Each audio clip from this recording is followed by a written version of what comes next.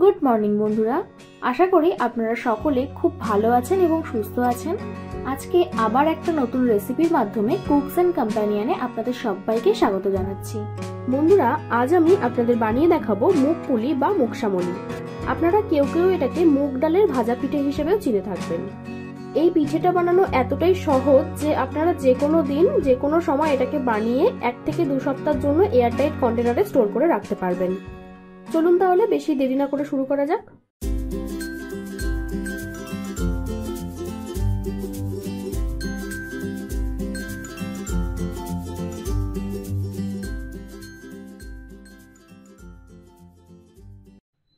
আচ্ছা, প্রথমে আমি পুরটা বানাবো। তার জন্য 1:2 অনুপাতে নারকেল আর খেজুরের গুড় নিয়ে নিচ্ছি।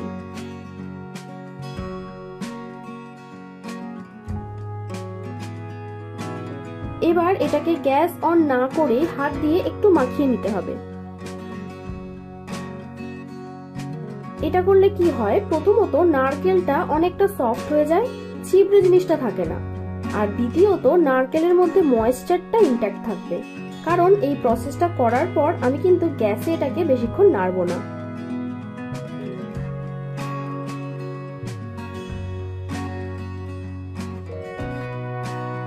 এই দেখুন, এবার আমি গ্যাসটা অন করে খুন্তি দিয়ে একটু নেড়ে নিচ্ছি।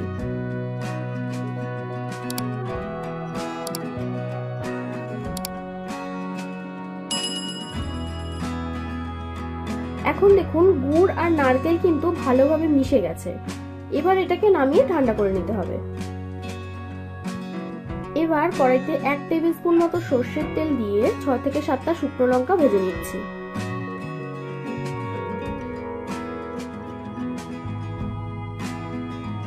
এখন এটা তুলে নিয়ে ঠান্ডা করে অফ স্ক্রিনে একটু মলে নিচ্ছি। এবার কড়াইতে যতটা তেল থাকবে তাতেই 100 গ্রাম মুগ ডাল হালকা করে ভেজে নেব।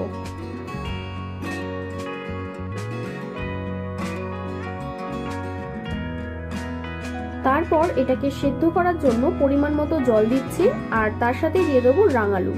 আমি এখানে একটা গোটা রাঙালু ব্যবহার করেছি।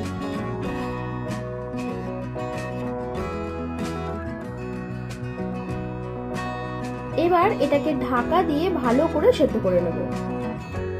এই দেখুন, এটা একদম ঠিকঠাক সেদ্ধ হয়ে গেছে।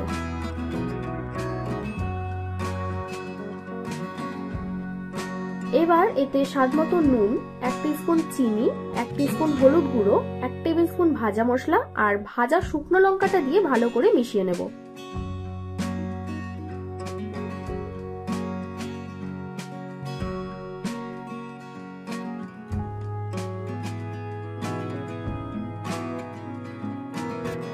মেশাতে মেশাতে যখন থিকনেসটা ঠিক এই রকম হয়ে আসবে, তখন এতে 2 কাপ পরিমাণে ময়দা অ্যাড করব। এখানে 1 কাপ ময়দা দেওয়ার পর একটু মিশিয়ে আর 1 কাপ ময়দা দিতে হবে।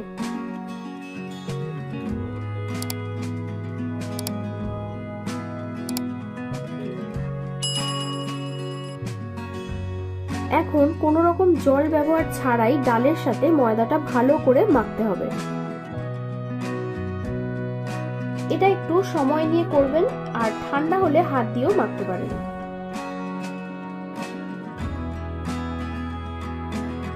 মাখতে মাখতে দেখবেন ডাল থেকে একটু একটু করে ময়েশ্চার বেরাচ্ছে। তারপর যখন এটা একটু ঠান্ডা হবে, তখন ভালো করে মেখে একটা ডো তৈরি করে নিন। মাখানোর পর একটু হাত দিয়ে গড়ে দেখবেন, যদি ভেঙে না যায় তাহলে বুঝবেন একদম ঠিকঠাক হয়েছে।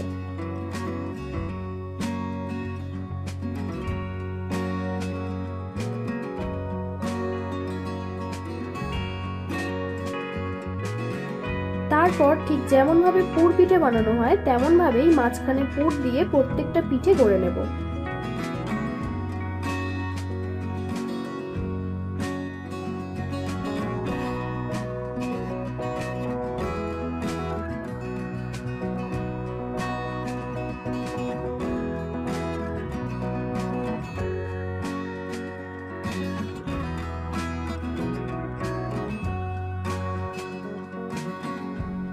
পিঠেগুলো যখন গড়বেন তখন মুখটা অবশ্যই ভালো করে বন্ধ করবেন।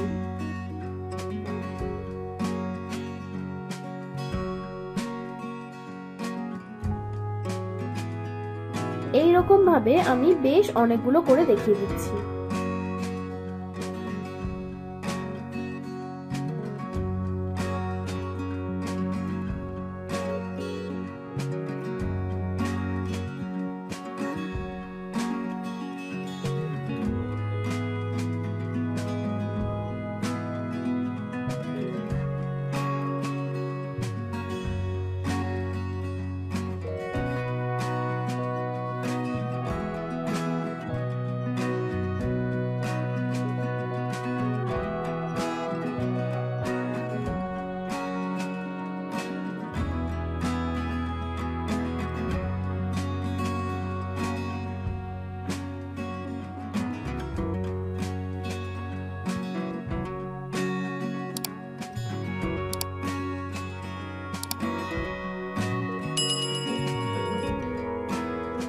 দেখুন কত সুন্দর দেখতে হয়েছে পিঠেগুলো।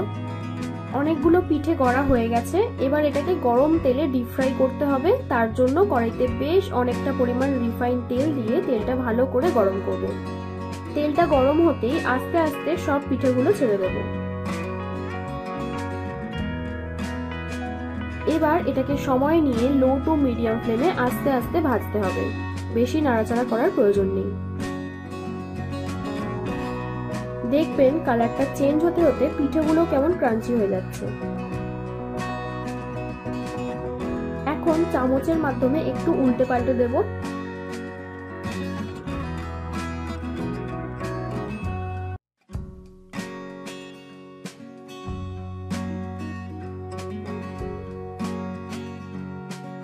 কালারটা যখন গোল্ডেন ব্রাউন হয়ে যাবে তখন পিঠেগুলো আস্তে আস্তে তুলে নেব।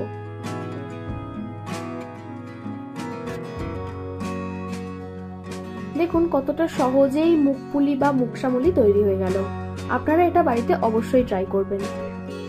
ভিডিওটা ভালো লাগলে একটা লাইক করবেন আর সাবস্ক্রাইব করে আমাকে আরো উৎসাহ দিন, যাতে এই রকম ভালো ভালো রেসিপি আপনাদের কাছে প্রতিনিয়ত আনতে পারি।